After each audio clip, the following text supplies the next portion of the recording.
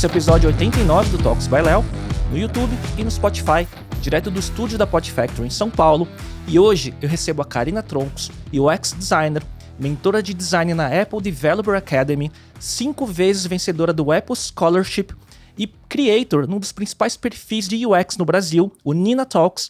Karina, obrigado pela presença, finalmente presencial, né? Eu que agradeço. Já é o nosso terceiro que a gente tá comentando, mas agora o primeiro presencial. Super feliz. O terceiro, o primeiro foi quase que no início da pandemia, o segundo quando você ganhou o 5º título, né? O 5º prêmio do Apple Scholarship. E agora presencial, mas presencial por quê, Nina? Por que você tá em São Paulo? Então, eu vim pro show do Coldplay, que vai ser hoje. Então, eu falei, vou aproveitar que eu tô em São Paulo, tenho que conhecer o Léo pessoalmente e gravar um podcast, né? Eu tava enchendo o saco da Nina há um bom tempo. Falei, quando você vier pra São Paulo, avisa, né?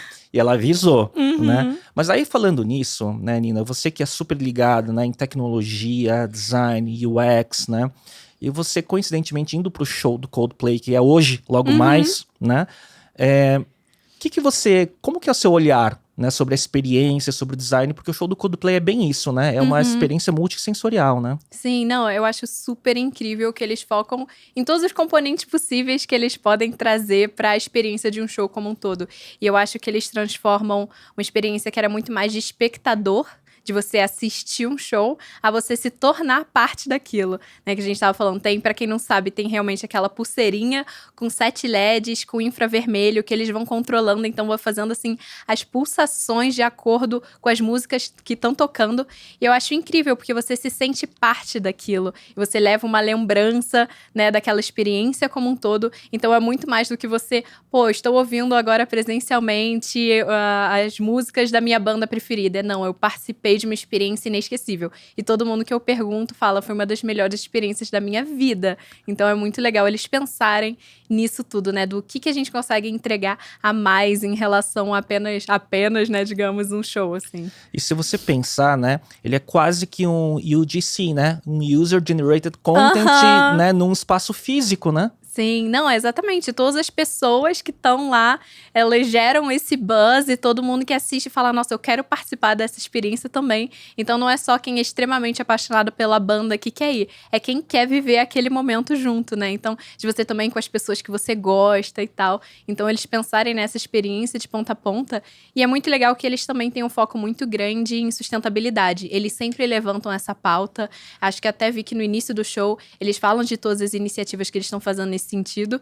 E eu também me questionei, eles estão dando diversas pulseiras, né, para milhares de pessoas, mas também eu vi que são todas sustentáveis e tudo mais, são, se eu não me engano, são biodegradáveis ou algo nesse sentido. Então é legal que também, assim, eles fortalecem o branding deles nesse sentido. Então é tudo muito de ponta a ponta que eles fazem, eles não dão ponto sem nó. Eu acho que esse é o grande ponto de uma experiência bem pensada, né? E você estava falando um pouco antes da gente começar a gravar, né, o quanto você está estudando e também se apaixonando por toda essa questão de service design, né? Sim. Que transcende um pouco só a disciplina de UX, né? Fala um pouco sobre isso. Sim.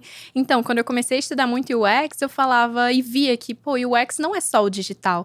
Não é só aquela experiência com o site, com o aplicativo. Você tem que pensar o todo. A primeira vez que a pessoa tem o contato com aquela marca, vê, conhece, alguém comenta e todo pós também. Eu falava, o UX vai muito além do digital. E aí foi quando eu realmente esbarrei com a disciplina de service design, de design de serviços como um todo. Eu falei, nossa, é isso que eu sempre senti falta de estudar. Então a minha cabeça acaba sendo muito voltada para isso. Qualquer lugar que eu tô, eu penso, como que aqui isso daqui pode ser melhorado, essa experiência, a disposição das coisas, como que as pessoas se locomovem, enfim, tudo isso acaba sendo design de serviços.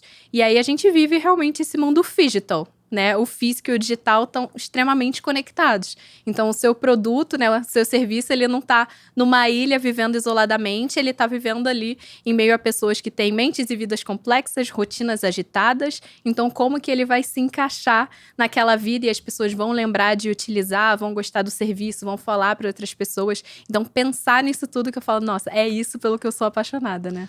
E aí, Nina, você falando tudo isso, né, eu tava pensando, né, nesses últimos, talvez 3 anos, né, que o seu nome cresceu muito, né, como uma criadora de conteúdo, acompanhando também a sua carreira que é uma carreira que você estava ainda estudando na faculdade de Ciência da Computação, né? Até por isso você ganhou tantos prêmios Apple Scholarship como estudante, Sim. né? Ainda trabalhando em grandes empresas, né?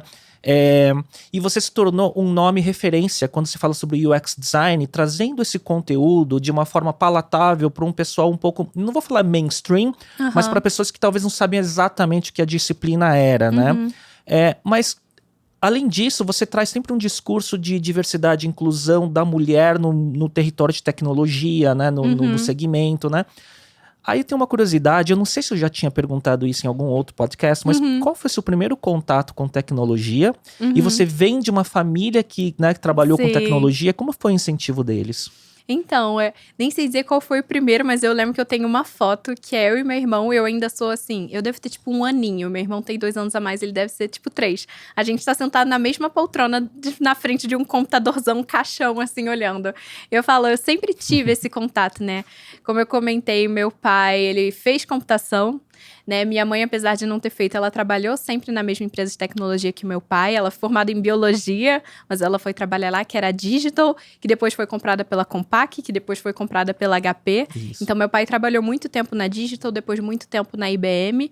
E eu e meu irmão, a gente nunca teve essa diferenciação do pra quem é o computador, pra quem é o videogame. A gente sempre brincou junto, a gente sempre utilizou junto. Então, você tem memória de sempre ter computador em casa? Sempre ter computador em casa e sempre dividir com meu irmão e um ser muito companheiro do outro. Então, lembro da gente, tipo, jogando Nintendo 64 juntos, Game Boy, a gente tinha que dividir. Meu irmão brigava comigo quando eu sobrescrevia o Pokémon dele no Game Boy. Era basicamente isso.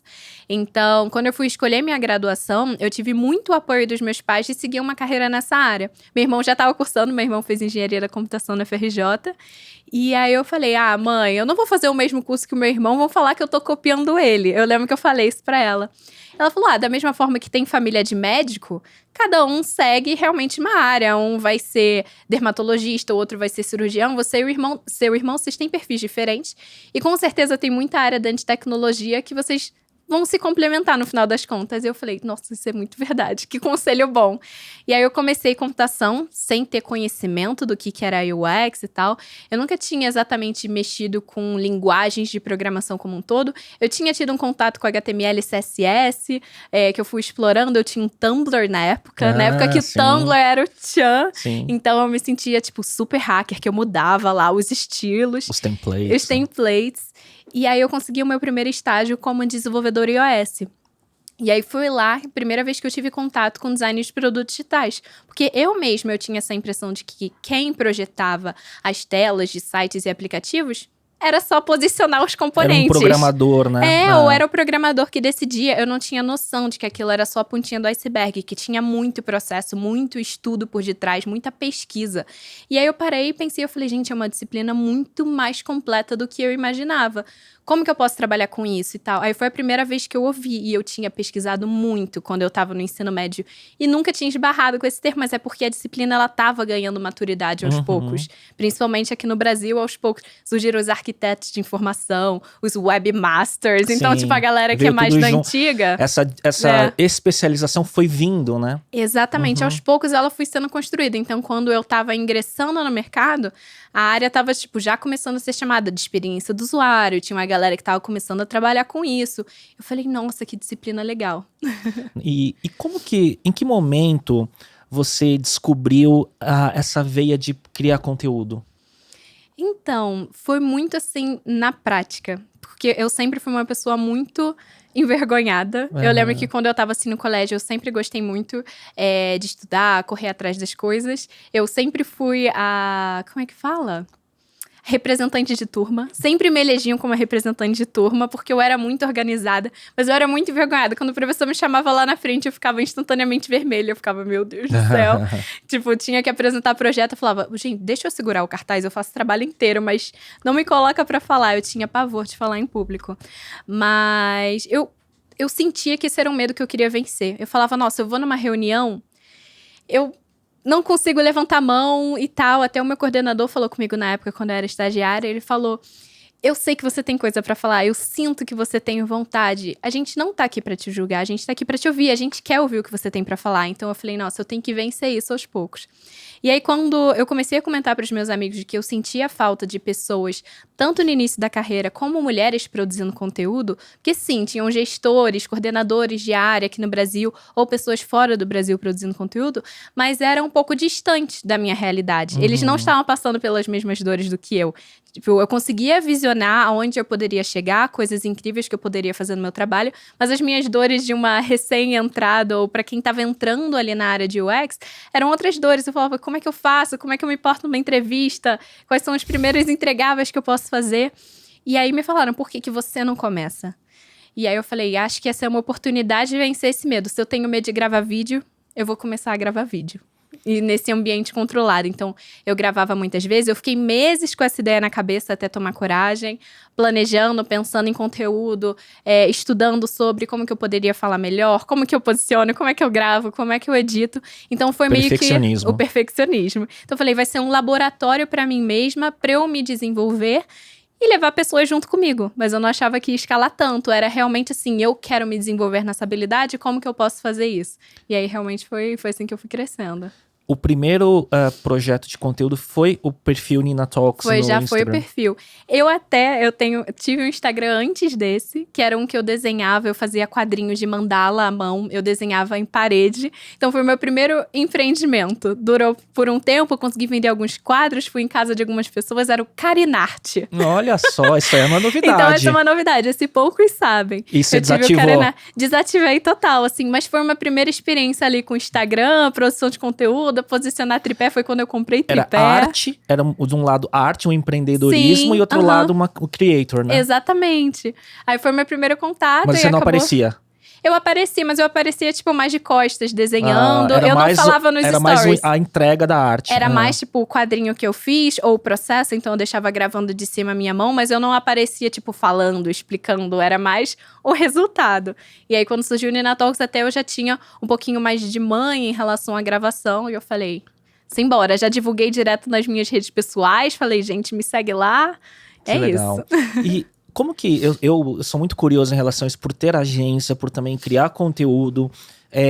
Você já tinha uma ideia do padrão visual, de como você queria estruturar o seu conteúdo no perfil? Ou isso foi vindo com o tempo? Então, como eu falei, eu fiquei alguns meses estudando nisso. E aí eu comecei a fazer literalmente uma engenharia reversa em relação aos creators, os perfis que eu gostava, para falar aí por que eu gosto desse perfil. Né, o que eles falam, ou é um feed que é mais organizado, eles têm uma identidade visual. Quando eu olho para um conteúdo, como é que eu sei que esse conteúdo é deles? O que eles fazem para me gerar esse tipo de sentimento? Então eu comecei a prestar atenção e olhar o que eu achava de mais interessante em cada um desses perfis.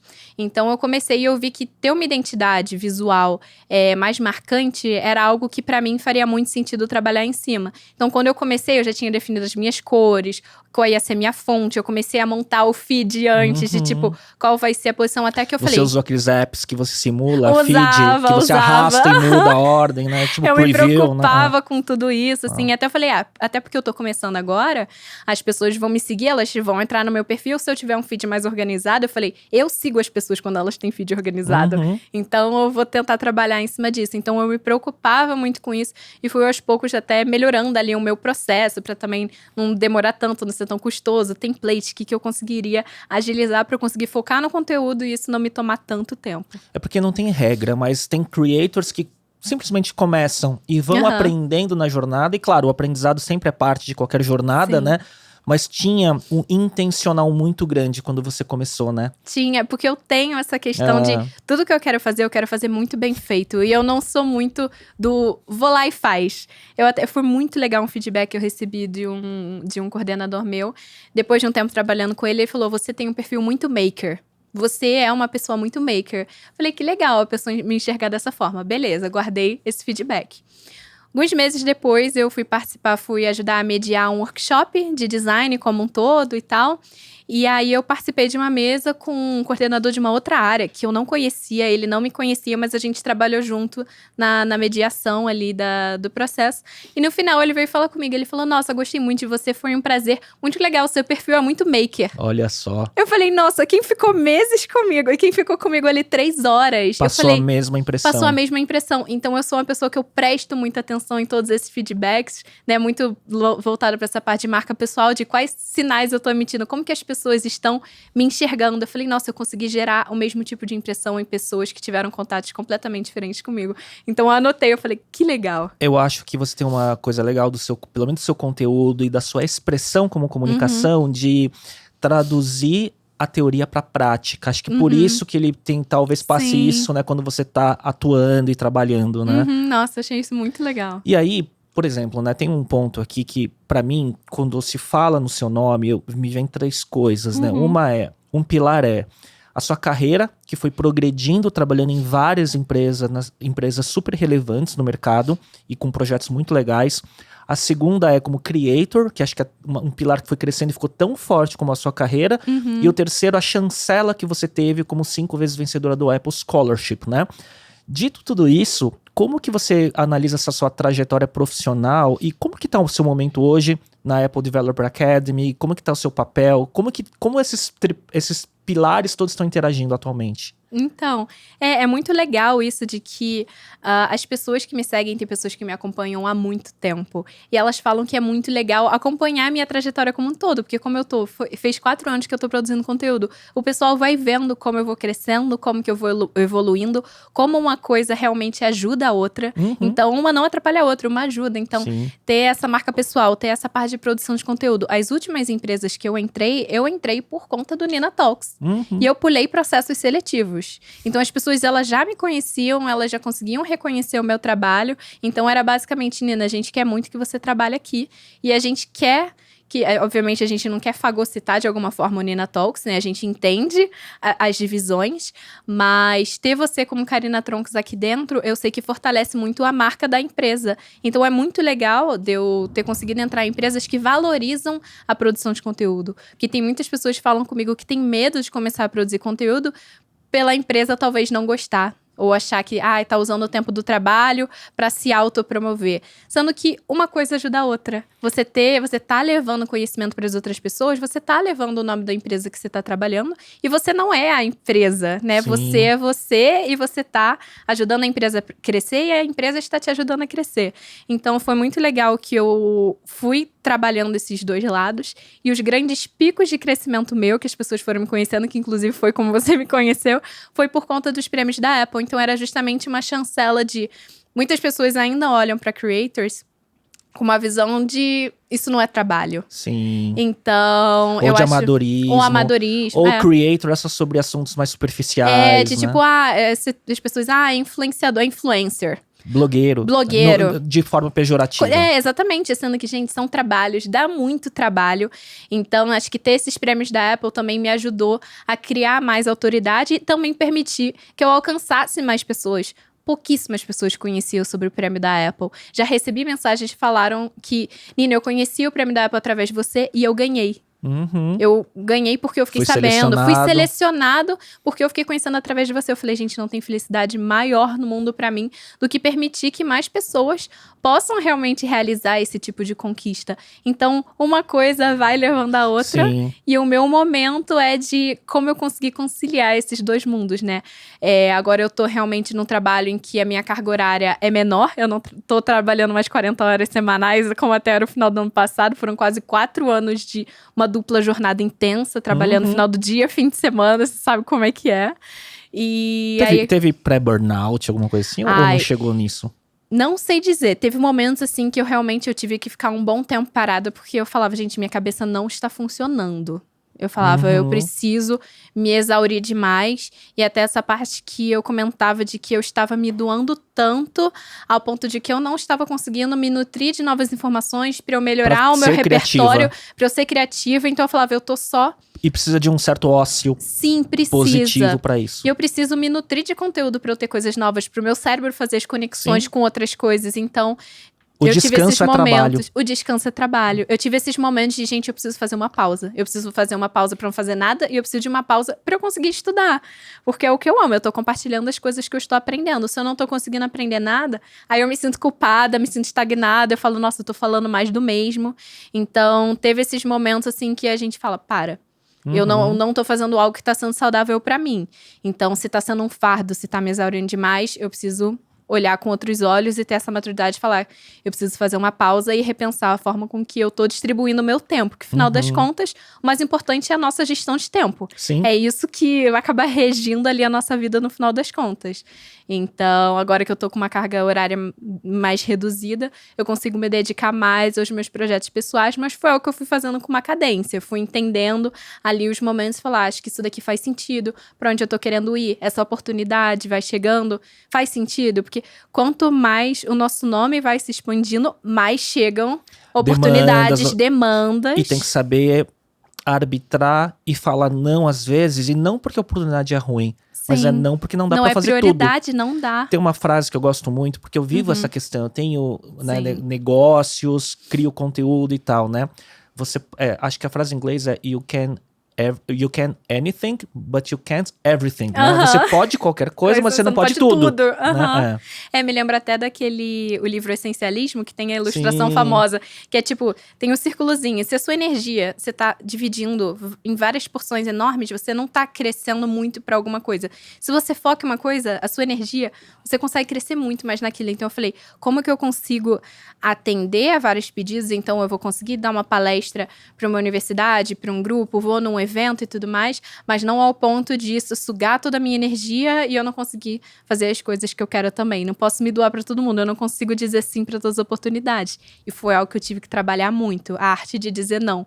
Porque senão, assim, eu sou muito tipo, vamos, eu consigo encaixar, tudo eu quero encaixar. E tem um momento que começa a assustar a quantidade de oportunidades, não é? Nossa, demais, demais. Eu fico, gente... Que é uma avalanche, né, de repente. O que eu faço, né? Tipo, é isso. As oportunidades são todas muito boas. Como que eu escolho, como que eu priorizo, o que é pra agora, o que é pra depois, o que vai ser algo bom pra mim também, né? Tem que ser um win-win situation no final das contas, ser saudável. Né? Tem que ser saudável, de equilibrar o que vai ser pago, o que eu vou fazer de graça, se é pra uma universidade, o que é um investimento, né, de autoridade, e por aí vai, né? O que eu realmente vou me doar para aquele grupo. Nossa, um grupo de meninas lá do Rio Grande do Sul, são 20 meninas que admiram muito meu trabalho, elas querem conversar comigo, eu falo, vou separar um tempinho para isso. Então eu seleciono o que eu vou conseguir fazer, o que não tanto, mas eu falo, tô conseguindo gerar impacto e isso que importa. Um ponto que você falou que eu achei legal, eu tô muito ligado com esse universo também das empresas, o mundo corporativo e tal. E executivos ou as pessoas que estão nas empresas, elas têm muito esse dilema, eu preciso ou eu quero produzir conteúdo. Eu acho que seu case é um case muito legal, porque você estava falando sobre, eu passei processos seletivos em algumas empresas legais por conta do Nina Talks, por você ser um ganha-ganha em relação à empresa estar associado à autoridade que você construiu, né? Eu acho que isso é bem legal, porque ele mostra assim, não, a gente sabe da sua competência profissional na disciplina para executar, mas o teu conteúdo é relevante pra gente também. Isso é muito interessante. Muito. Não, e assim, marcas se atrelarem a mim, tanto em relação à publicidade, como em relação a ser realmente contratada, para mim também é uma chancela muito legal de, se eles querem se relacionar a mim, a gente produzir um conteúdo em conjunto, se eles querem que eu divulgue alguma vaga ou alguma coisa, é porque eles estão acreditando no meu trabalho. Então eu falo, significa que eu tô fazendo um trabalho bom. Exato. Marcas grandes que eu admiro, me conhecendo, chegando até mim, eu falei, gente, então eu estou no caminho certo, né? Exato. E que tem uma certa responsabilidade de manter essa consistência da marca agora, não é? Como que você leva a tua marca adiante, falando dos temas corretos, tomar cuidado o quanto você abre ou não os temas, né? Pra você não perder a sua identidade, né? Não, são muitas decisões ali de quem eu sou, como eu quero ser vista, como eu quero ser lembrada, que marcas têm valores parecidos com o meu, eu também vou estudar pra ver se tá fazendo algum sentido, teve algum case. Da mesma forma que eles me estudam, eu tenho que estudar eles também. Sim. Que nem quando você é contratado por uma empresa. Não é só a empresa que está contratando você. Você tem que escolher trabalhar naquela empresa também. Uhum. Então, de você ter essa consciência de quem você é, os seus valores, suas habilidades, o que você representa. Porque senão, assim, você aceita qualquer oportunidade, né? Teve marcas que chegaram pra você pagando muito bem pra você produzir conteúdo como creator, pra postar no feed, no stories ou whatever, e que você falou não? Sim. Porque eu falo, não tem fit, Putz, não essa combina marca comigo. essa marca com a minha marca não vai somar. Não vai somar. E eu falo, e todo mundo vai estranhar. Uhum. Eu falo, não vou ser só eu. Tipo, fala, nossa, não tem fit, mas eu sei que vai gerar retorno. Eu até falo pra marca, eu falo, não vai gerar um retorno pra vocês, porque não é o público que vocês estão buscando. As pessoas que me seguem não vão ter um match com isso, e tudo bem. E às vezes uma marca que você fala, nossa, essa marca eu faria de graça. Né? Nossa. Você fala, não, eu vou fazer de tudo pra conseguir fechar esse negócio, Sim, né? tem isso também. Tem as marcas que chegam até mim, outras que eu falo, nossa, é um sonho trabalhar com essa marca. Então, eu realmente entro em contato, peço pra agência que me agencia, falar, pô, vamos ver como que a gente consegue propor um projeto pra eles também, de eu não ser só realmente passiva nesse sentido de tudo que chega, mas eu conseguir ser ativa, né, ser proativa e trazer realmente ideias e falar, cara, vamos produzir isso daqui em colaboração, acho que é uma ideia muito boa, e eles falaram, a gente não tem budget, a gente consegue trabalhar da forma XYZ, eu falo, pra mim é suficiente. Sim. Tipo, pra mim, só de ter o meu nome junto com o de vocês, ou divulgar essa oportunidade que eu acho que é muito incrível para as pessoas, eu não vou deixar de fazer porque realmente não atingiu o valor que a gente tinha pensado antes, né? Sim. Nina, só pra quem tiver um pouco desavisado, né? Dá uma breve explicação do que você falou, o que é o Prêmio Apple Scholarship, porque né, te projetou muito, né? E eu tenho uma curiosidade de saber do teu momento atual na Apple Developer Academy, como que é o seu papel? Sim. Então, o Scholarship da Apple acontece todo ano por conta da WWDC, né? A WWDC, que é a Worldwide Developers Conference, que é a conferência que acontece todo ano de lançamento de novos sistemas operacionais. Então, é muito voltado para o público de desenvolvedores e é para trazer essas novidades para a galera que programa para tecnologias Apple. Então, é muito voltado para isso essa conferência, é uma semana inteira.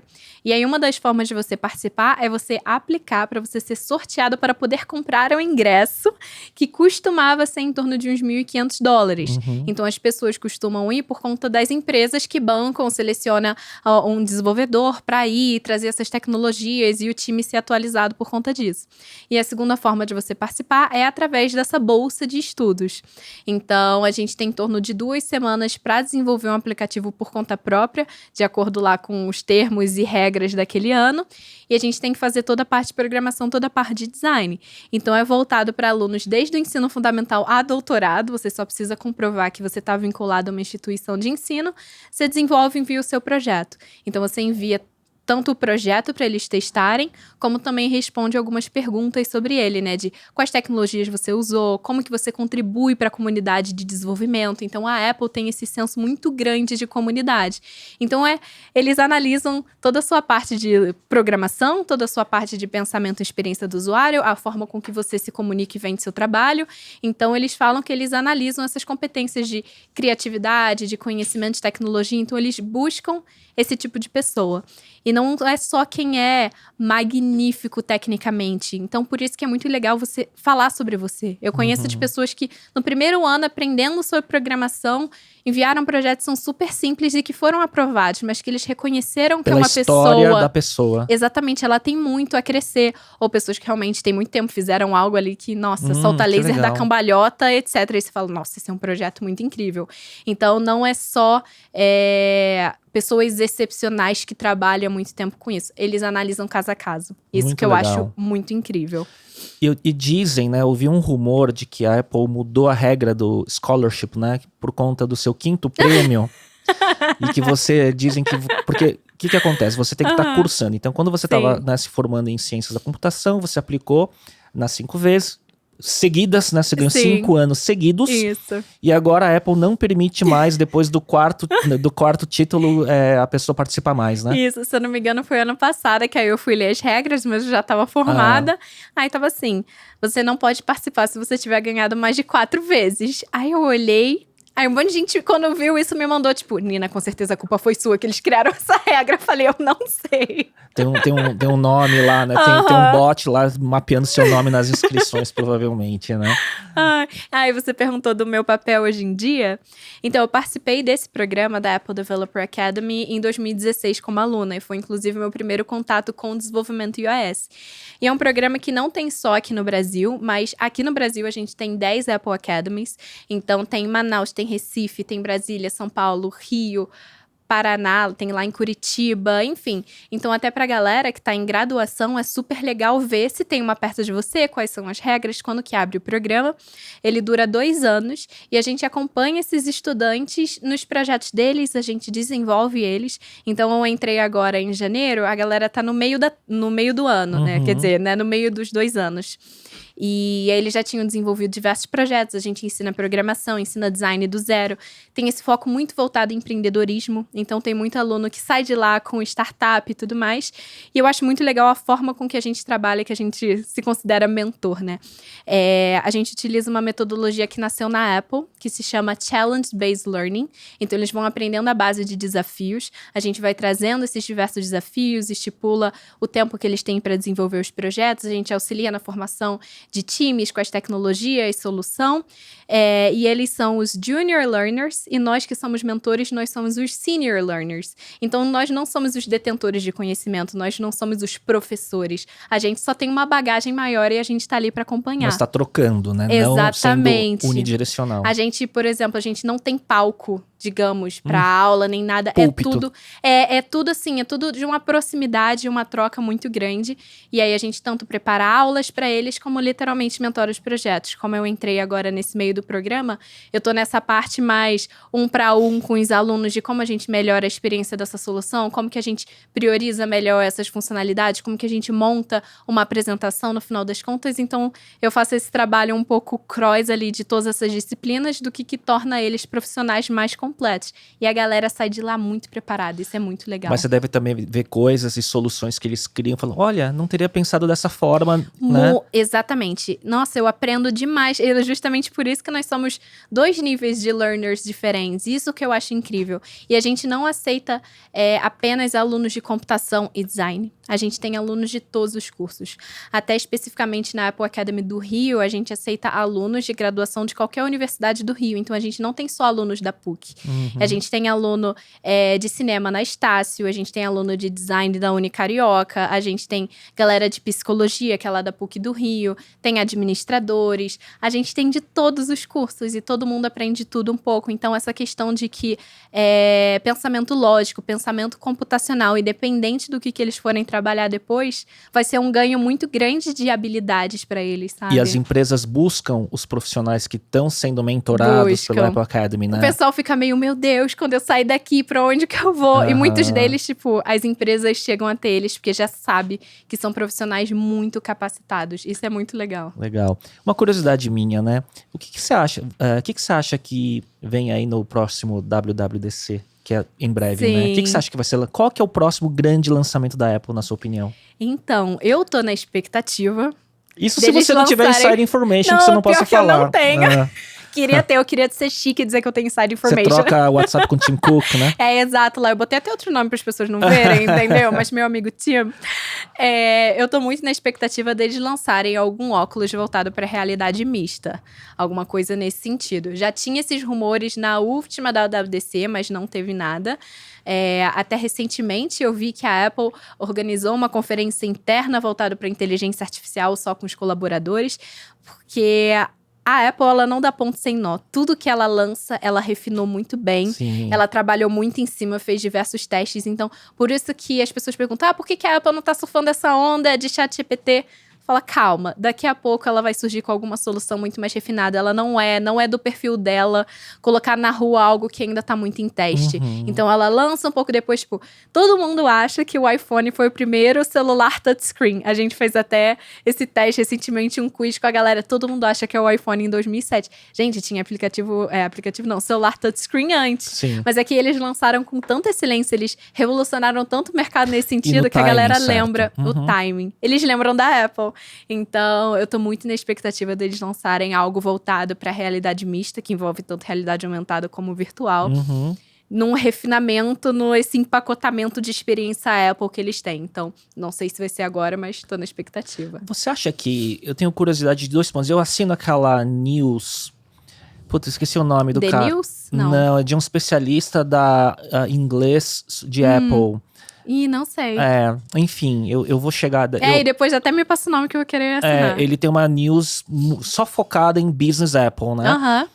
Enfim, daí sempre se fala sobre dois outros projetos da Apple. O carro e também TV, né? Você acha que vai ter em algum momento? Eu acho que em algum momento sim, inclusive porque...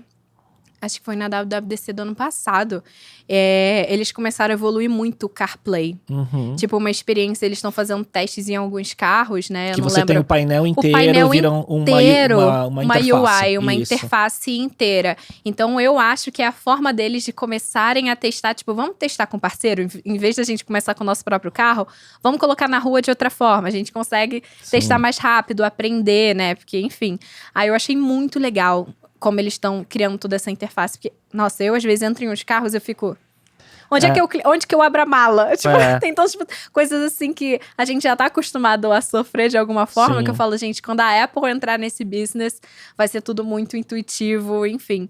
Então, eu acho que carro, mas eu acho que ainda vai demorar. Porque eu acho que eles têm esse pace, assim, mais lento e eu entendo. E qual foi o outro que você comentou? De TV. Porque a gente fala, né? Eu tenho Apple TV. Eu também, né? Baita experiência. Assino todos os streamings, os apps estão lá. Estão todos lá. Né? Aliás, ontem, né? Teve final de Last of Us. Não sei se você eu tenho que assistir ainda, estou atrasada. Sem spoilers, então. Mas sempre se fala, né? Que depois vem um device físico também, né? Esse eu não sei dizer, assim mesmo. Eu acho que tem mais chance do carro do que a TV. Porque eu sinto que eles estão investindo muito nos outros dispositivos, né? Tipo, eu tô apaixonada, eu ainda quero um iPad. Porque, cara, o iPad virou um novo computador. A extensão, a potência é equivalente a um MacBook. E, tipo, é muito mais portátil, enfim. Então, eu acho que eles estão focando mais nesses devices. Mas eu não sei, inclusive, o que eles visionam de o futuro da TV. Porque a gente fala muito do futuro do streaming. E é engraçado que pulverizou entre vários e agora eles estão, às vezes, se juntando porque aí eles viram que fica muito caro. O business model não tá parando de pé. Exatamente. Estão perdendo assinantes depois, porque durante a pandemia era muito fácil vender subscription de conteúdo. Agora nem tanto, né? E aí tá nisso de o pessoal assina pra assistir um Last of Us, termina o Last of Us. Churn absurdo. Então, todos os desafios deles de como a gente mantém essa galera. Será que a gente tem que fazer produções muito recorrentes, mas também é muito caro? Então, eu tô observando a discussão de $1 milhão no momento de streaming é essa. Então, não sei dizer. Nina, a gente tava falando, né? Você deu um toque, uma pincelada em falar da onda do ChatGPT e tudo mais, né? E eu sempre tenho feito essa pergunta para quem tá ligado no universo de tecnologia, né? Mais a fundo. Porque, mesmo para mim que trabalho com tecnologia há muito tempo...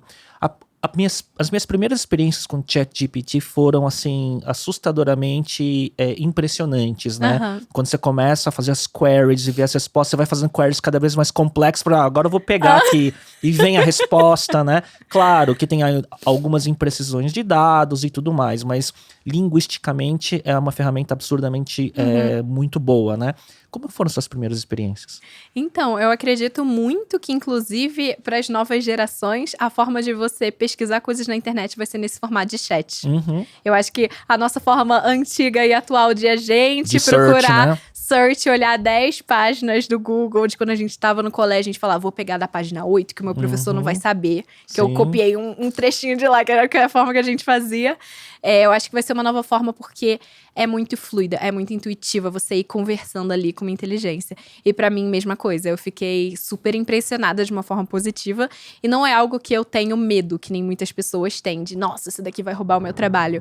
Eu sempre enxergo da forma de, vai ser uma nova ferramenta de trabalho, que nem teve uma revolução industrial, é de entender como que eu consigo utilizar Como isso. que você dupla, né, com a ferramenta, Exatamente, né? como que ela me ajuda a categorizar melhor os resultados da minha pesquisa, como que ela me ajuda talvez a escolher a técnica melhor para isso, ou de tipo, a partir de geração de imagens, vamos utilizar uma inteligência que voltada para mapa de calor para entender um melhor posicionamento antes da gente rodar o teste com pessoas reais. Que legal. Vamos utilizar essa inteligência para ela montar algumas opções e a gente ver. Então, é um apoio para a tomada de decisão, que tem muito a ver com o Data-Driven Design, né? Que é algo que a gente já utiliza muito. Então, como que ela consegue realmente fazer parte do nosso processo para otimizar. Mas quem vai trazer o ponto de vista estratégico, o processo de decisão, é a gente no final das contas. É quem imputa a query, né? É quem imputa, é quem pensa, é quem tá buscando no final das contas. Então, eu fiquei muito impressionada, tô super animada com o que vai vir com o ChatGPT-4. Sim, que tá, tá aí beirando, que tá né, já. vindo. Pra quem não sabe, tipo, em vez de ser, você imputa um texto e ele te retorna um texto, você imputa um texto, ele vai retornar ou texto, ou som, ou vídeo. Imagem também. Então, é até um exemplo muito legal. Um dos nossos alunos, né, um grupo, eles desenvolveram um jogo que, para criar a história do jogo, tem diversas cartas que são aleatoriamente escolhidas para criar o enredo ali do jogo. E aí, como eles fizeram? Pô, a gente tem pouco tempo. Como que a gente ganha escala para ter diversos personagens, para ter diversos cenários e não ficar repetindo? Então, eles utilizaram, eu não lembro se foi o Midjourney ou o Dali. Então, eles imputavam, eles conseguiam gerar de ter mais ou menos a mesma estética. Então, eles conseguiram gerar vários personagens, cenários e tal. E eles só levavam depois pra, tipo, refinar a estética e deixar. E foi assim que eles ganharam volume. Então, pra mim, é um baita exemplo de como você utilizar isso. Exatamente. Acelerou, ganhou escala. Ficaram lindas as ilustrações. Eles conseguiram manter a identidade visual. E eu acho que é isso que a gente tem que, inclusive, utilizar pra esse ensino do futuro. Em vez da gente afastar e fingir para as crianças que não existem ou limitar elas, é, inclusive, mostrar quais são as limitações, o que gera de errado, para estimular esse senso crítico nelas. De você não vai acreditar em tudo que essa plataforma fala, mas ela pode te ajudar.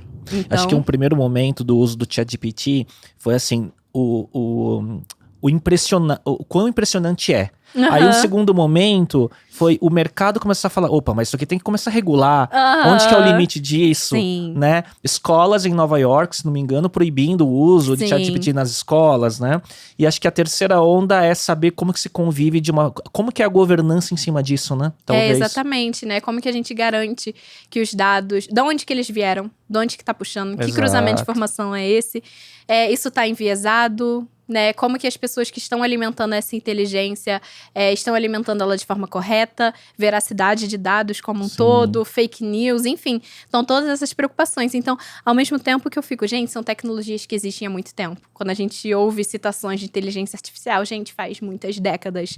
E eu acredito que essas empresas já tinham isso pronto há bastante tempo. A questão é que quando você coloca na mão das pessoas e sai do ambiente controlado, abre para o público, que aí você vê o que realmente, né, as pessoas podem gerar a partir disso. E de uma forma com uma experiência muito boa. Sim. Eu acho que a forma com que eles organizaram ali de perguntas e respostas, cara, é maravilhoso. E você fazer threads, né, de continuidade, e ele já aprendeu, né, e dá continuidade no que você tá falando. Porque normalmente quando lançam essas novas tecnologias para público, é muito pra galera heavy user, tech, desenvolvedor, que nem começou com questão de NFT, blockchain. Veio muito complexo pra galera. Então, só realmente a galera muito early adopter, muito ligada, conseguia utilizar. O ChatGPT não. Veio de uma forma que pessoa de qualquer disciplina consegue interagir e obter uma resposta. Então, por isso que ali, quando a gente vê aquela curva de adoção ao longo do tempo, eu nem lembro, foram tipo dias que bateu o Instagram, o Facebook, parece que foi 1 milhão de usuários. Isso. Em, tipo, 5 dias, é coisa do tipo. Bizarro, e por quê? Mais rápido de todas as ferramentas, Porque foi muito fácil de usar. Pessoa de qualquer disciplina lança uma pergunta, ela responde, ela entende que aquilo está sendo gerado por uma inteligência, então o entendimento ficou muito claro. Então, se tornou muito facilmente, com uma acessibilidade muito boa, né? Você sabe que eu fiz alguns testes, assim, né? Depois que eu brinquei bastante, eu comecei a mostrar a ferramenta com alguns tipos de pessoas. Então, por exemplo, pessoas que trabalham com tech, né? Lá atrás, no final do ano, já quando estava surgindo ainda, né? Novembro para dezembro. Algumas pessoas, nossa, que legal, quero brincar, quero experimentar, testar. E outras pessoas, vendo, né, começa a ter uma resistência, Aham. já pensando que, nossa, vai me substituir, eu vou Aham. perder lugar. Algumas pessoas ligadas à criação de conteúdo, Uhum. redação e tudo mais, sabe? É curioso a reação Sim. das pessoas, né? Eu até mesmo, eu falei, deixa eu ver se eu consigo escrever um roteiro de vídeo a partir do chat GPT. Botei lá toda a minha prompt, e aí ele expeliu lá. Eu falei, pô, muito legal. Aí eu falei, vou começar a trabalhar em cima, porque eu tô achando muito robótico, literalmente. Falei, tá faltando Um um toque. toque humano, tá Uhum. faltando a minha experiência. Tipo, em Sim. cada um desses pontos, o que eu já fiz algo relacionado. Quando eu vi, eu já tinha mudado 100%. Tipo, eu troquei todos os pontos que ela me deu. Mas foi um ótimo ponto de partida. Tipo, às vezes a gente Sim. se sente travado e ele traz alguns pontos pra gente e a gente fala, pô, não tinha pensado nisso. Nossa, isso daqui que ele citou é muito absurdo. Mas me deu a ideia XYZ. Exato. Então é É uma uma ótima dupla. forma. É uma dupla. É, Eu acho ele muito legal como essa ferramenta de brainstorming que, tipo, destrava a gente um pouco. Porque exato. ela dá ali umas respostas e a gente analisa. Isso faz sentido, isso não faz. O Como que eu posso creator, trabalhar em cima, né? Se você tem algum bloqueio criativo, Nossa. acho que é por aí. É muito isso. né? Tipo, me dê ideias de conteúdo. Me dá 10 bullets, né, Aham. sobre tais temas, né? Já fiz muito isso. É, E eu falo, totalmente. pô, isso daqui dá, isso daqui nem tanto. Vou salvar esse tema mais futuramente eu trabalho. E tudo bem. Então, acho que é sobre você se abrir e experimentar e ver o que faz sentido ou não. Sim. E ver, né? Tipo, e utilizar literalmente como uma ferramenta, que é o que ela é. Exato. E eu gosto muito da frase de que as pessoas que serão substituídas por inteligência artificial é quem acha que vai ser substituído por uma inteligência artificial. Vai ser substituído pelas pessoas que sabem mexer nessas ferramentas. Uhum. Então, é isso, no final das contas. Exato. E isso gera até uma própria educação, né? De como Aham. você usa a própria ferramenta, né? Eu acho que é Aham, isso. exato. Nina, falando da sua disciplina, né, de UX, de experiência do usuário, quais tendências você tá olhando, que tá vendo pela frente? O que você vê no horizonte? Uhum. O que eu vejo muito em alta é essa questão das interações que vão além de sites e aplicativos. Então, a questão de toda essa questão de design conversacional, que é algo que agora está super em alta com o ChatGPT, que tem muito com os chatbots, mas quem nunca se frustrou com o chatbot e fala, nossa, ele nunca entende o que eu quero dizer. Eu sinto que é um mercado que a gente tem muito a evoluir, e acho que a inteligência artificial vem para nutrir e fazer essa disciplina crescer muito, e muito voltada para a realidade aumentada, realidade virtual, que são formas completamente diferentes de você interagir com dispositivos, com você estar imerso num novo universo.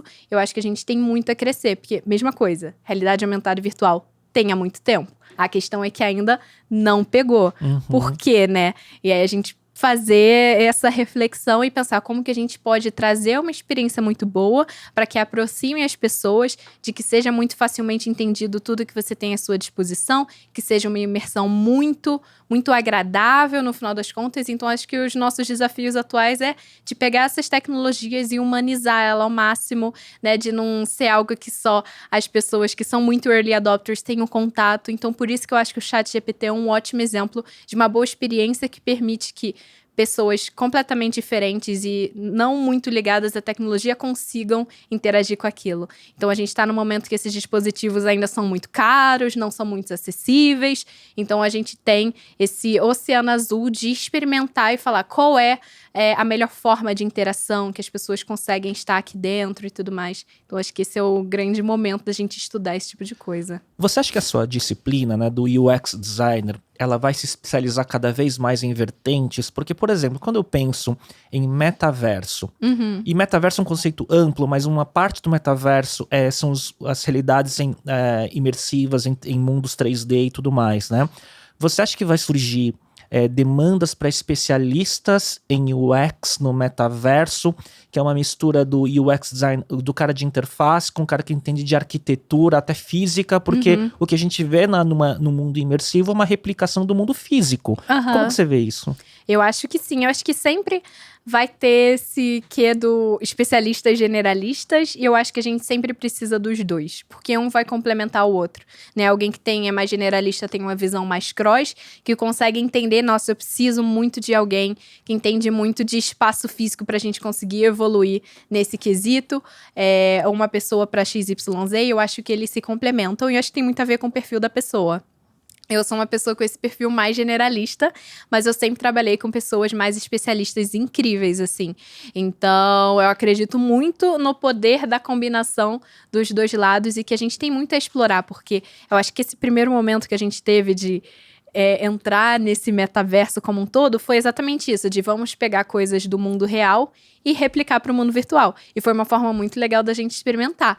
Mas acho que é da gente também se questionar de o que a gente consegue fazer que não é replicar o mundo real, que a gente consegue extrapolar e ir muito mais longe. Eu acho Porque que senão esse a é o gente- grande desafio, né? Senão a gente leva pro virtual a limitação do mundo físico. Exatamente. E tudo que a gente acha que é errado, que a gente gostaria de ajustar, e a gente fala, cara, como que a gente cria o mundo que a gente acredita ali dentro, né? Que, pô, como que a gente consegue combater preconceito? Como que a gente consegue combater homofobia e tal? Todas essas coisas que a gente tem aqui fora, como que a gente cria a internet que a gente acredita que deve existir? Cria esses universos que a gente consegue ter esse controle maior, enfim. Ou não tanto, porque quando a gente começou essa questão de mundos virtuais, a gente viu a quantidade de coisas bizarras e obscenas que começaram a acontecer lá dentro. A gente fala como a gente limita, aí surge Qual como é a que a gente... governança Qual a em cima governança?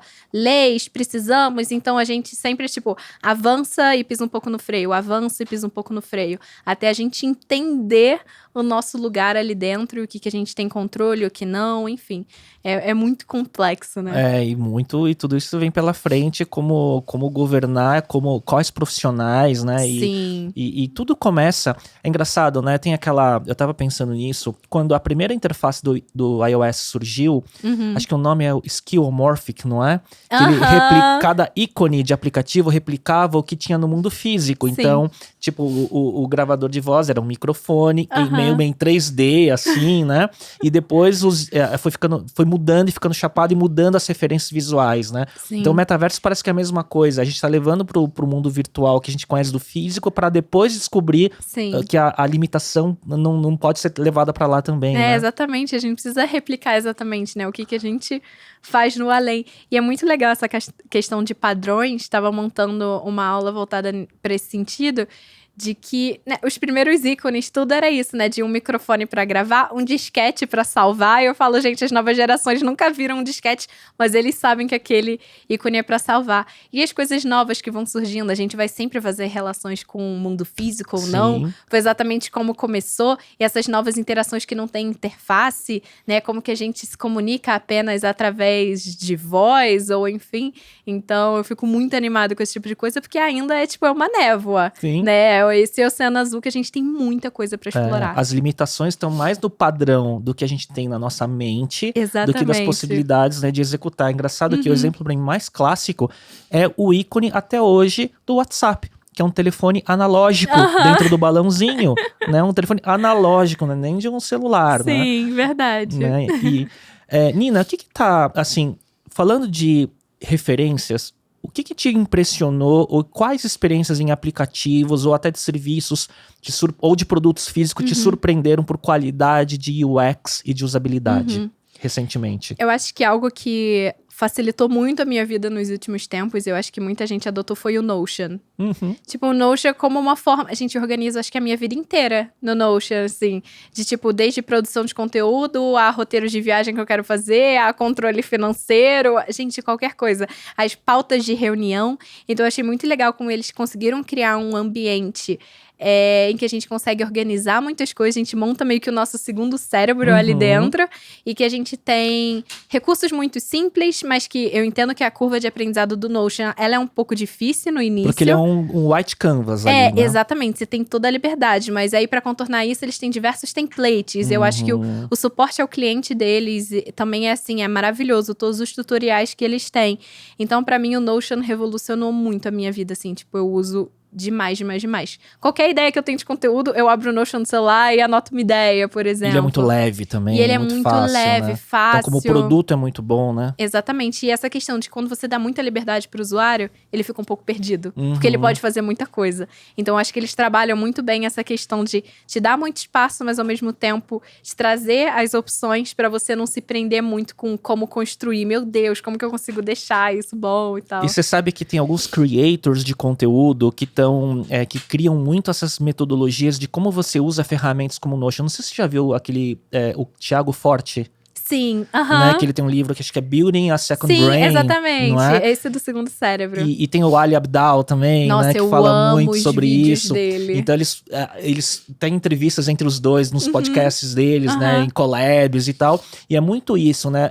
Eu acho que é a produtividade 3.0 no sentido de como você cria workflows com essas ferramentas de uma forma sustentável, né? Exatamente, não, perfeito. Pra mim, eles são as minhas maiores referências, assim, nesse sentido. Eu tô sempre consumindo o conteúdo deles, falar como que eu melhoro esse meu workflow, de que eu vou trabalhando da forma com que funciona pra mim, vou identificando, fazendo esse trabalho também de autoconhecimento do que não tá tão bom, o que pode melhorar, e aí eu vou vendo como outras pessoas se organizam e falam, eu acho que eu consigo pegar isso daqui emprestado e melhorar.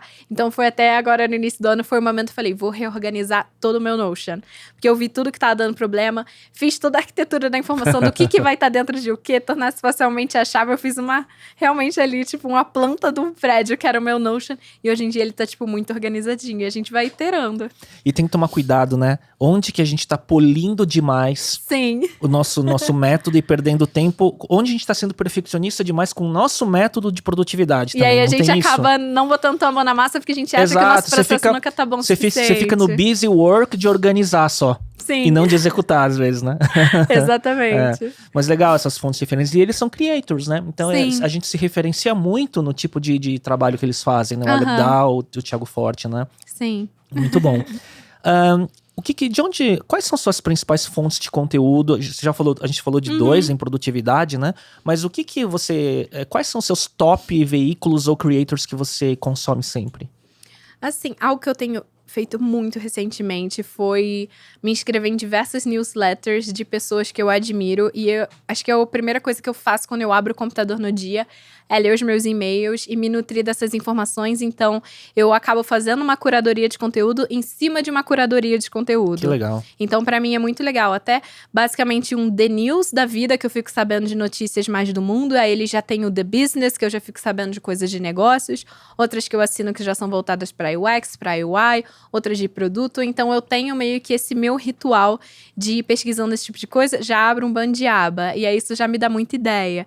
E aí, eu acho muito legal também de que eu ter o meu perfil pessoal no Instagram separado do meu perfil profissional, o meu feed do Nina Talks acaba sendo voltado para a produção de conteúdo. Então, eu sigo profissionais de marketing, de design, de tecnologia. Então, o meu feed acaba me entregando coisas que me interessam no final das contas. LinkedIn também. Então, eu acho que os momentos que eu separei para fazer essa limpa, para as minhas redes entregarem conteúdos que são muito relevantes para mim, me ajudou muito. Eu não preciso muito proativamente ir atrás dessas informações, porque elas vêm muito bem para mim.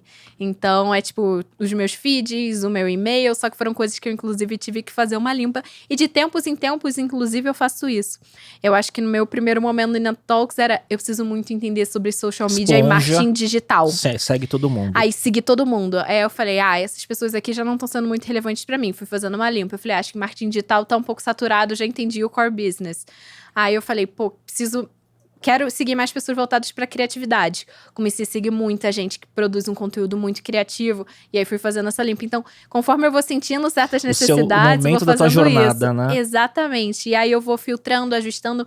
Então, eu faço esse trabalho de que, em vez de eu estar sempre correndo atrás de informações, eu separo tempos para os lugares que eu mais entro, as redes, ela já entrega para mim as coisas que eu estou buscando naquele momento, sabe? Mas é legal o que você falou, e eu acho que uma grande dica é quem são os principais curadores daquele tema. E aí, newsletter é uma ferramenta muito útil, né? Nossa, eu tô apaixonada. E você tem a sua, né? Eu lancei, tem tipo 1 mês e pouco. Inclusive, a última que eu lancei hoje foi sobre como perder o medo de falar em público. E aí, é até legal pra mim esse processo de entendimento um pouco mais da minha história. Então, eu listei tudo que eu faço antes de me preparar pra uma palestra. Eu falei, gente, nem eu tinha parado pra me tocar aqui. Eu fazia tanta coisa. Você tem um método. Acaba tendo um método, mesmo quando acontece ali como um hábito mesmo. Eu falei, nossa, que legal. E eu falo, isso vai ser útil para outras pessoas. Então, e tudo que a gente faz com uma intenção por detrás, né? Então, eu falei, eu tô querendo construir melhor a minha autoridade no final das contas. Quero conseguir produzir um conteúdo mais aprofundado. Então, tinha até começado com o YouTube. Mas eu falei, tô um pouco cansada também de gravar muito vídeo. Dá trabalho. Aí eu falei, eu tô gostando muito de escrever. E eu falei, por que eu não lanço uma newsletter? É uma forma de produzir conteúdo mais aprofundado. melhora a minha habilidade de escrita, alcanço mais pessoas, gero leads para no futuro lançar alguma coisa. Sim. Então eu falei, acho que faz E sentido. entrega um valor diferente dos que os conteúdos, microconteúdos de rede social, porque você entrega Sim. um valor de curadoria, que é diferente. Exatamente. E eu não dependo de um algoritmo. Eu dependo de você produzir um chega conteúdo direto. bom o suficiente para as pessoas abrirem a minha newsletter. E porque vai chegar na caixa de e-mail de todo mundo igual. Queira ou A não queira, também é um head, né? Você não tá Exato. colocando todos os ovos numa mesma cesta de Aham. depender de um algoritmo. Sim, exatamente. Então, pra mim, eu falei, nossa, acho que vai ser uma forma muito legal de sempre estar entregando conteúdo pras pessoas, mas entendendo o que aquilo me gera de crescimento também, ter essa mentalidade. Falando sobre isso, que é o próximo capítulo, que é a sua carreira como creator, né? Você já falou dessa sua estratégia da newsletter, né? Mas como que é hoje a sua rotina de produção de conteúdo? Então, hoje em dia, tudo que eu olho à minha volta, eu penso como que isso pode se tornar conteúdo. Tipo, virou algo da minha rotina. E aí, eu não descarto nenhuma ideia logo de cara. Qualquer coisa que eu penso, isso que eu falo, eu pego o Notion, eu anoto essa ideia e depois eu trabalho em cima dela, se vai ser essa forma que eu vou seguir, se eu vou trabalhar ela melhor de outra forma, qual vai ser a abordagem, se vai ser um texto de newsletter, se vai ser um vídeo, se vai ser um conteúdo mais curto.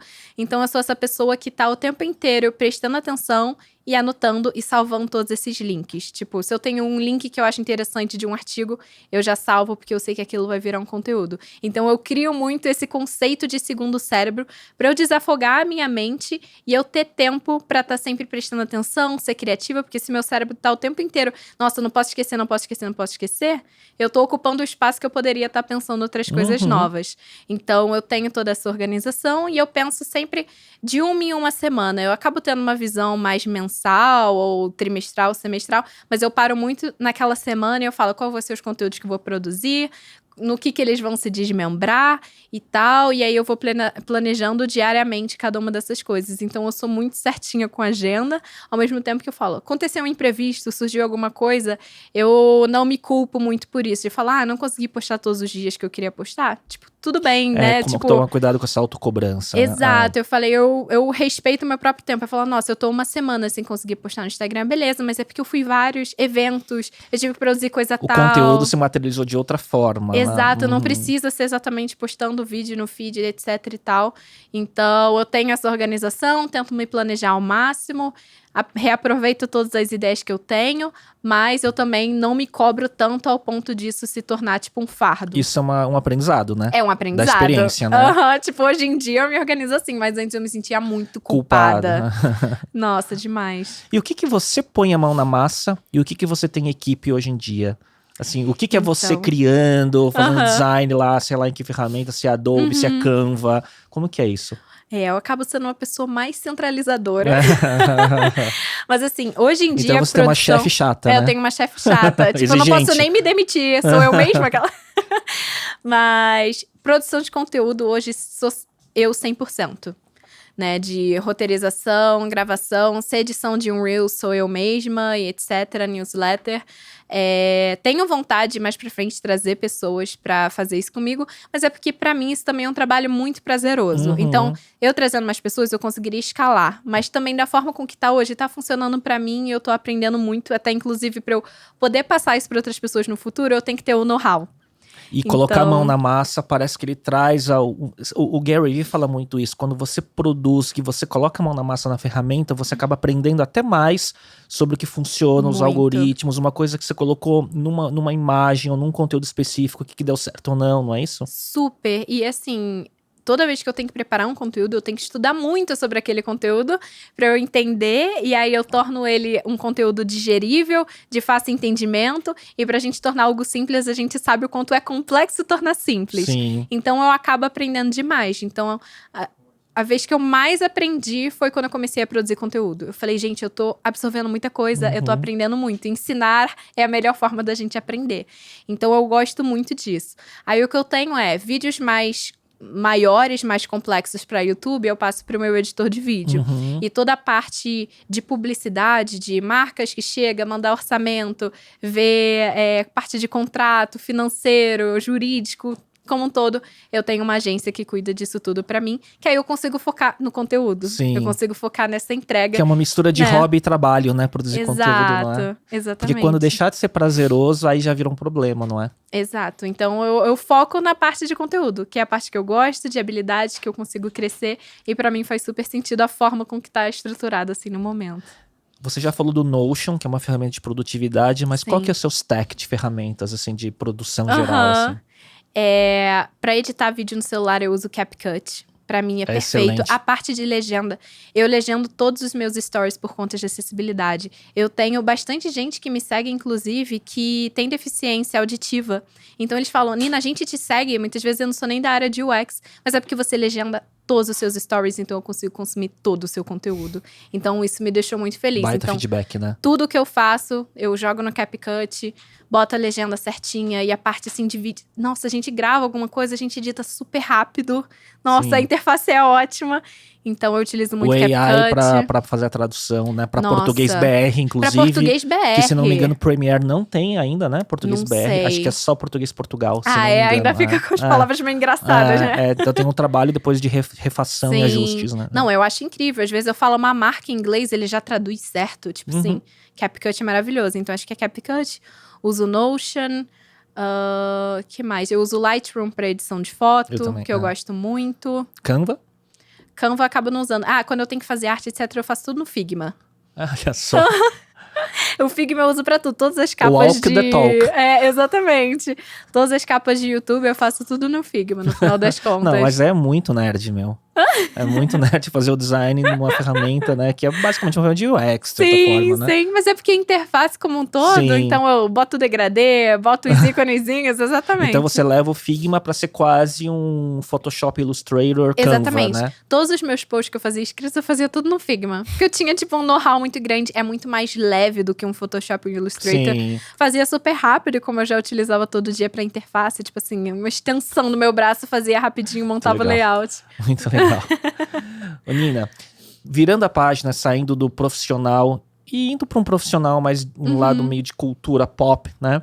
Você é muito fã de várias séries, você é uma mega fã de Star Wars, né? E eu vi no final do ano passado que você tava na CCXP. Sim. O que te chamou a atenção lá? O que você gostou? Você foi naquele stand do Mandalorian, né? Que tinha o do Baby Yoda, né? Foi maravilhoso. Não, eu acho incrível as marcas que aproveitam aquele espaço para se conectar genuinamente com as Exato. pessoas que são apaixonadas pela marca. Então, eu achei incrível. Eu acho incrível todas as ativações. Eu fico, nossa, que legal que eles conseguiram pensar fora da caixinha, se conectar com as pessoas, trazer as novidades. Então, você fica por dentro de todos os lançamentos de novas séries, novos filmes. Você fica aí imerso em coisas. Você fala, gente, parece que eu tô no episódio tal de Stranger Things, porque Exato. tem exatamente o mesmo componente. E acho que também trazer pessoas que são referências na área, você poder ver ali os atores, você poder acompanhar muita gente, poder também comprar. Nossa, eu comprei muita coisa lá dentro que eu falei, nossa, eu sou apaixonada por esse tipo de coisa, poder levar essas lembranças para casa. Então, acho que essa união de entretenimento com tecnologia, porque hoje em dia tecnologia é tudo, né? De como que eles utilizam. O do Round Six lá, que era exatamente a bonequinha virando, Sim, e você tinha lá utilizava uma o prova, colete, tinha a prova. Então, eu saí de lá, assim, com as energias renovadas e muito feliz com como o pessoal tá utilizando tecnologia, criatividade, marketing, todas essas áreas se unindo pra estar muito próximo da galera que tá diariamente acompanhando tudo. E você só tava como fã ou você fez algum trabalho como creator lá também? Então, eu fui chamada como creator, acabei não fazendo algum trabalho específico pra marca lá dentro, mas eu tinha acessos ali diferentes, conheci muita gente que eu admiro, então foi muito legal, assim, ser a primeira vez que eu entrei lá, tipo, como creator no final das contas. Muito legal. E o que tá no seu radar, assim, como curiosa, geek, nerd? O que você tá consumindo de conteúdo de cultura pop? Eu tô apaixonada por Last of Us, lançou o novo Mandalorian, então eu gosto muito de ficção científica, no final das contas, ação, Marvel, tudo que eles estão lançando. Então eu tô sempre ligada, às vezes um pouco atrasada, né, por conta de rotina. Eu tô, tipo, atrasada no Last of Us, Mandalorian também, mas eu falo, eu tardo, mas não falho. Vai fazer uma maratona em breve, né? Exatamente, eu falo, vou chegar em casa, quando chegar lá no Rio, eu falo, eu tenho que assistir. Pós-Coldplay. Exatamente. Ô, Nina, e pra autodesenvolvimento, autoconhecimento, quais são suas ferramentas, né? Uhum. Você tem você usa muito de mentoria, coach, terapia, meditação. Quais são as suas ferramentas de desenvolvimento? Eu acho que a forma principal, assim, de conteúdo, até mais do que, tipo, complementando ali as newsletters, eu amo ler livro. Livro técnico, livro de, por exemplo, Brené Brown. Eu sou apaixonada pela coragem de ser imperfeito, a coragem de liderar. Então, eu gosto muito de ter esse momento em que eu me desligo do mundo online e tem esse meu momento offline de refletir. E pra mim, livros, assim, é a forma com que eu me encontrei demais. Eu nunca fui a louca dos livros de um ano pra cá, tipo assim, nossa, minha estante encheu e eu fico torcendo pra ter um tempo pra eu conseguir me dedicar a isso. Físico ou Kindle? Então, todos os meus são físicos, deve ter umas 2 ou 3 semanas que eu ganhei um Kindle. E aí, como eu tô fazendo muito eu vi um voo, post, sei eu tô levando no avião. E eu tô amando, assim, pra ler no avião. Porque, gente, eu literalmente levava o livro. Aí ficava muito pesado. Eu escolhi assim, pô, tô lendo esse. Mas esse é muito grande, não vai pesar muito na minha mala. Então eu tenho que escolher um pequeno. Eu ficava escolhendo livro pequeno pra poder levar no avião. Por conta de logística. Exatamente. Então, pra mim, tá funcionando super dessa forma. Então, tô testando ali e curtindo muito o Kindle. Mas é isso. Você consegue ter momentos de detox digital, que você desliga a notificação, não olha para device, consegue olhar só para você e dar uma desconectada? Eu tento muito fazer isso, principalmente quando eu tô com os meus amigos, com a minha família. Eu tento não ser a pessoa que de 1 em 1 minuto fica olhando o celular e tudo mais. Eu falo, tô nesse momento, eu quero curtir esse momento, né? Então, eu acabo fazendo muito isso. E é isso que eu falo, pra mim, o momento de ler um livro, de passear com os meus pais e tudo mais, eu vou ficar off por esses momentos. E é quando eu realmente ganho energia, ganho esse repertório pra voltar pra internet. Se eu tô o tempo inteiro conectada, a gente fica ali com fomo, a gente fica com medo de estar perdendo, a gente acha que não tá produzindo o suficiente. Então, assim, é o que nem você falou, o descanso é trabalho, no final das contas. E o descanso não é simplesmente não estar no trabalho, né, profissional. Sim. Eu acho que você pode estar viajando num lugar paradisíaco, mas se você tá com o input da notificação a todo momento, sim, ele já é o suficiente para você não descansar o cérebro. Não, né? Isso de ter um bom controle das suas notificações entra no seu ajustes, desliga o que não te acrescenta. Sim. Tipo, você tem que diminuir essas notificações externas que estão o tempo inteiro popando, mas ao mesmo tempo eu não sou a pessoa que, tipo, nossa, deixo meu celular uma semana ou apago o aplicativo, pessoal, nossa, eu apago o Instagram. Às vezes eu tem essa moda agora, nossa, eu não você viu? consigo. Eu vi que tem muita gente fazendo falando, isso. O Instagram tá batendo recorde de gente saindo, né? Mas eu acho que isso tem muito a ver com a disciplina de quando usar e quando não usar. Exatamente, né? Eu não preciso apagar pra isso não me impedir de abrir o tempo todo. Eu tenho plena consciência de que eu uso o celular muito mais que todo mundo. Meus horários, realmente ali, o tempo de uso é muito alto. Mas eu não deixo de curtir os momentos porque tá o meu celular. Eu sei respeitar o meu próprio tempo. E é isso, eu vou gerindo, mas surge alguma coisa, eu tô com uma galera e eu falo, cara, isso daqui é um ponto de experiência. Eu pego meu celular, filmo, gravo story. Se tem momento, eu posto ali na hora ou eu posto depois. Tipo, eu tenho isso de que eu posto muitas coisas atrasadas. Depois eu falo, já aconteceu, mas eu curti aquilo. Você tá num restaurante e você publicou no dia seguinte. Exato, porque tem isso. Eu quero ter esse cuidado de eu vou editar direitinho, eu vou colocar uma legenda. Se eu tô num lugar muito barulhento. Vai passar no Lightroom, e eu não vou conseguir. Exatamente. Se eu não vou conseguir, tipo, ter um cuidado com aquilo, gente, eu posto depois. Eu não preciso, tipo, tá ali no hype no momento de tudo, sabe? Eu tenho muito isso. Eu faço eu deixo um perfil no meu iPhone. Ele é uma mistura de Do Not Disturb. Mas eu deixo só passar as notificações relevantes pra mim. Que é, por exemplo, Slack em horário de trabalho. O WhatsApp só notificação de família. E o resto ele fica tudo desativado. E o celular sempre pra baixo. E eu vou fazendo meus sprints de produtividade, assim. Acho que eu não tenho nenhum grupo que não seja silenciado no WhatsApp. Então. Todos são. E você vai por batch, ao invés de ficar sendo notificado toda hora. Exatamente. Né? Aí quando eu falo, vou separar esse momento pra responder as pessoas. Demora no WhatsApp, desculpa todo mundo. Assíncrono. Mas eu tenho esse momento, pra mim é assíncrono. Tipo, só quem eu vou responder na hora é ali, tipo, minha mãe o tempo inteiro, eu avisando, tá tudo certo. E quanto mais projeção, e é o seu caso, mais flood nas inboxes você vai receber, né? Não, exatamente. Eu separo esses momentos, E as pessoas assim, às vezes ficam chateadas quando não responde, não é? Eu falo, ai, gente, desculpa um pouquinho pela demora, mas aqui, vou ouvir.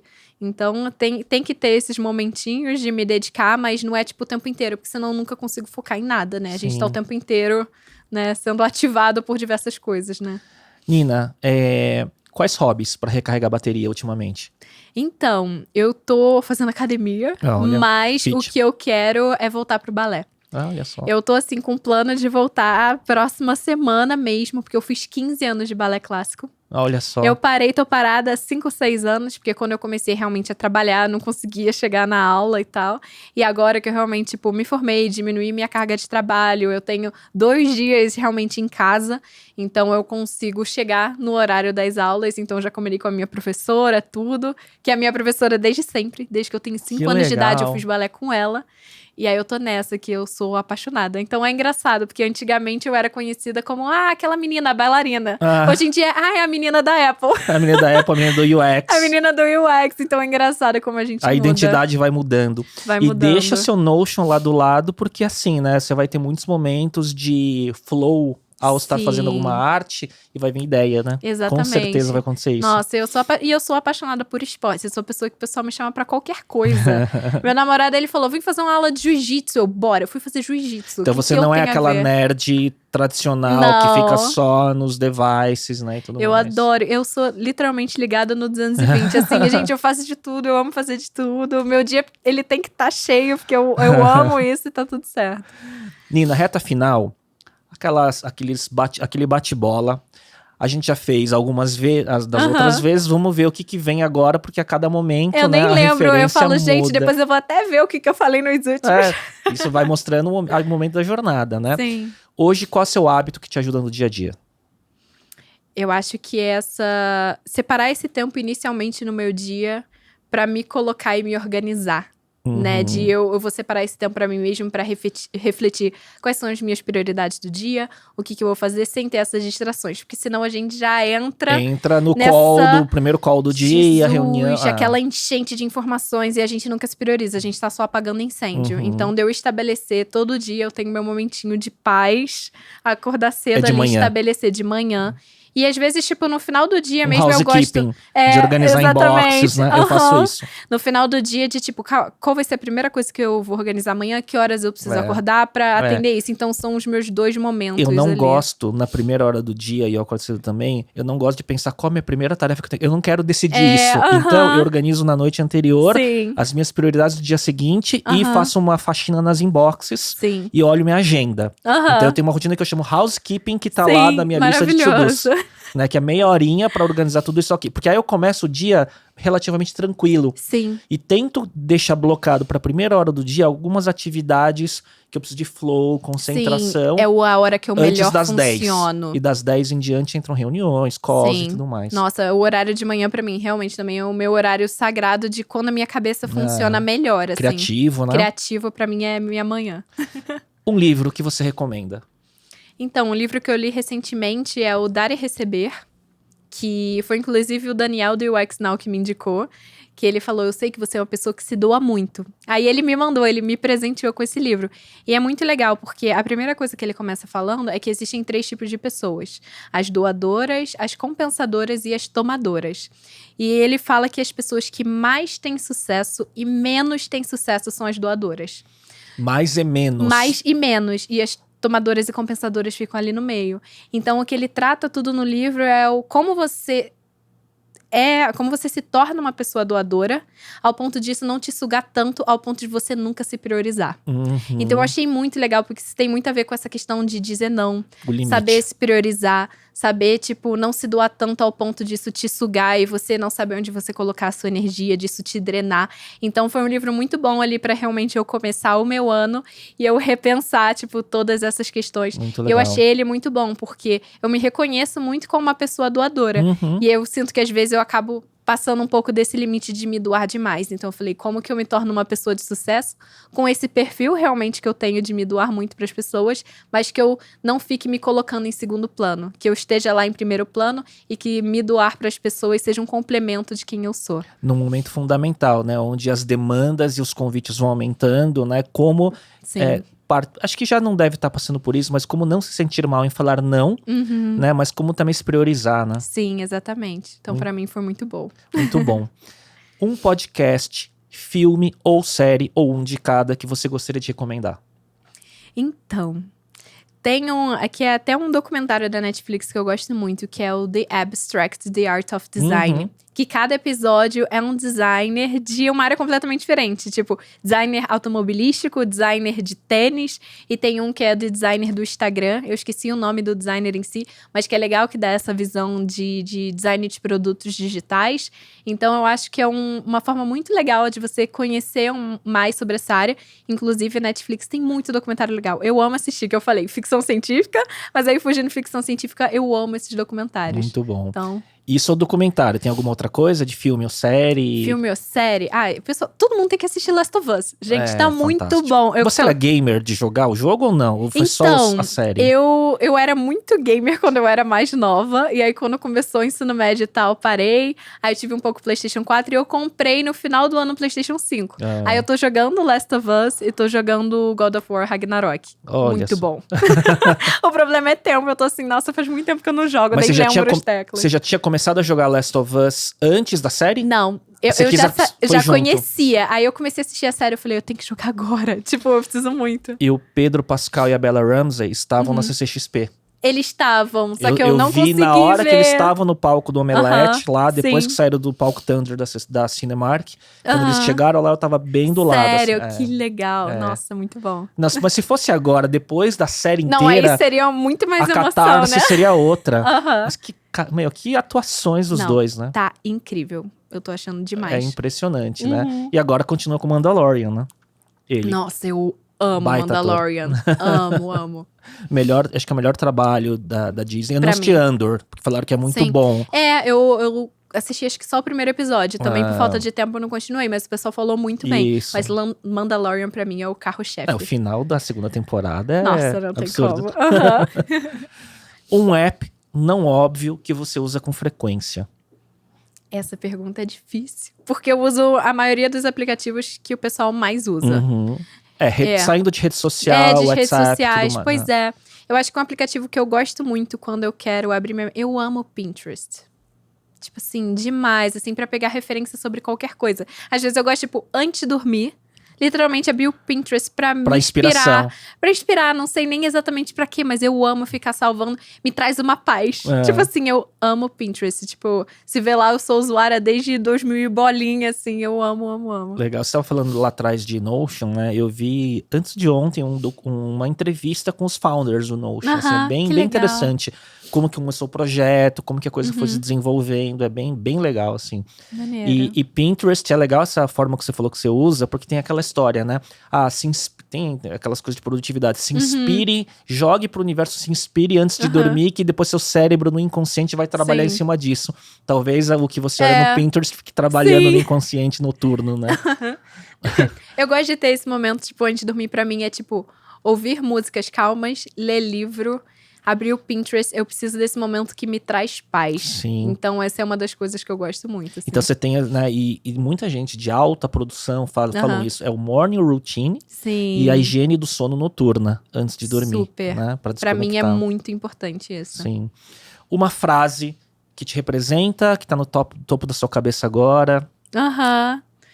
Pensando, tem duas, assim, que fica muito na minha cabeça. Que Se for alguma que você já falou, eu te falo. Pois é, talvez eu tenha falado que você não precisa ser ótimo pra começar, mas pra ser ótimo você precisa começar. Isso foi virou essa que eu falei? Altamente compartilhado. Cara, essa é muito boa.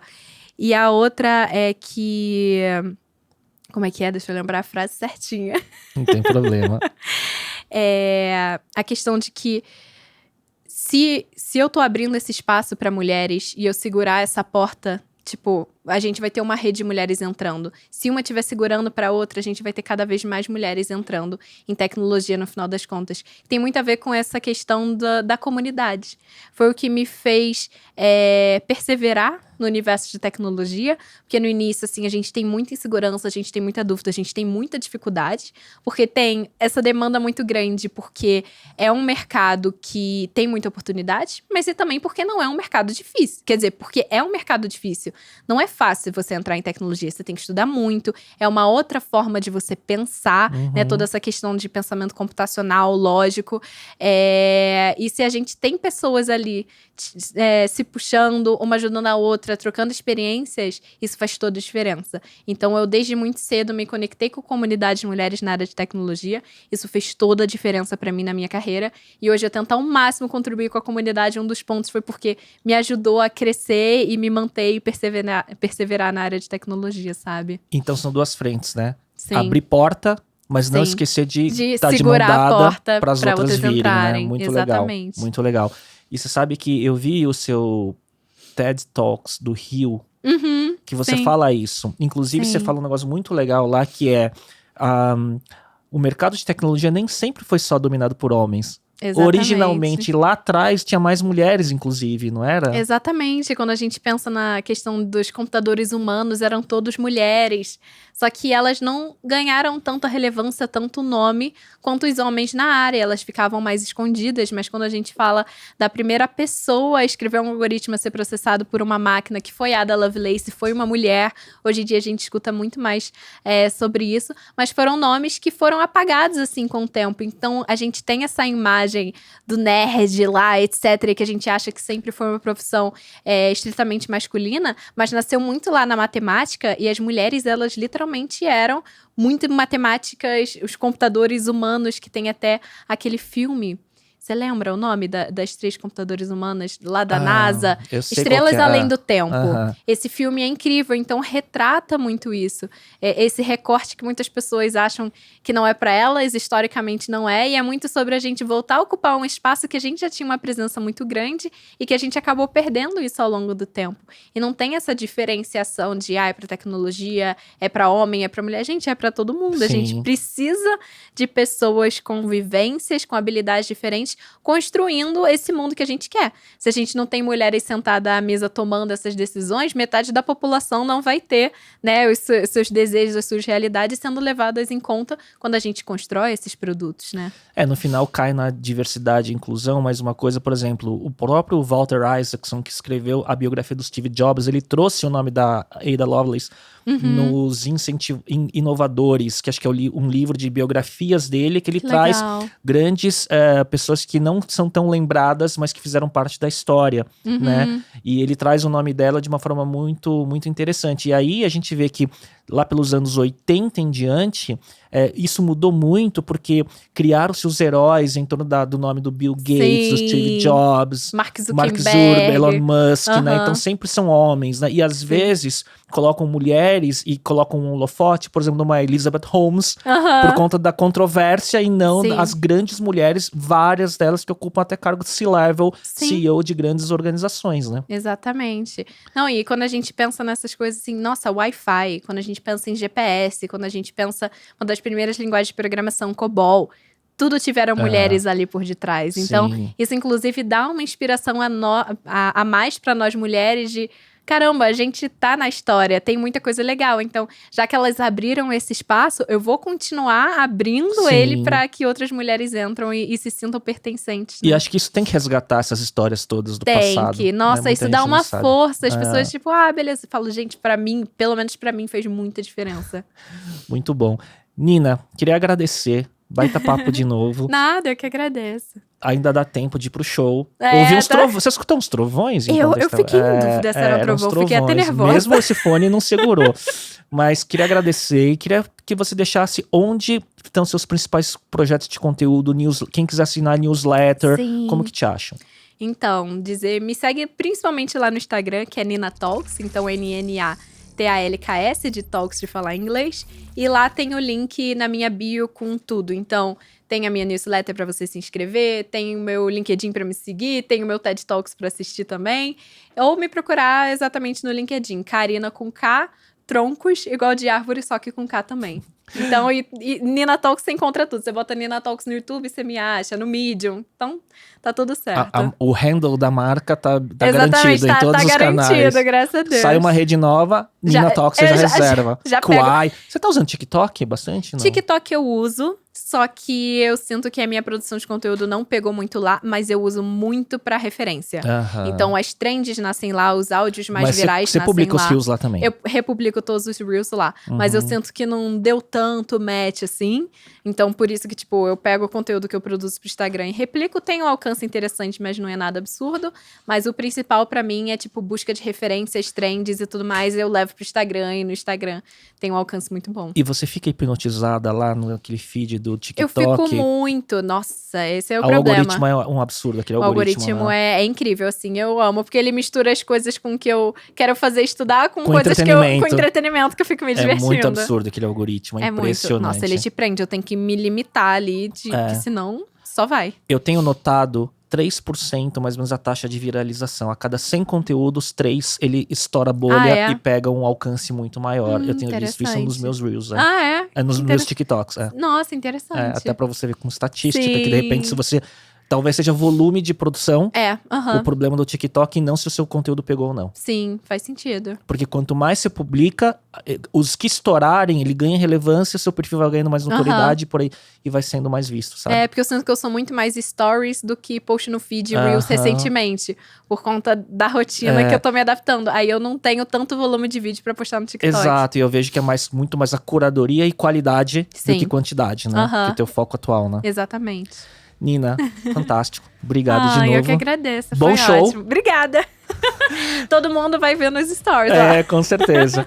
E queria agradecer a todo mundo que acompanhou. E a gente volta na próxima semana. Até lá. Tchau, tchau.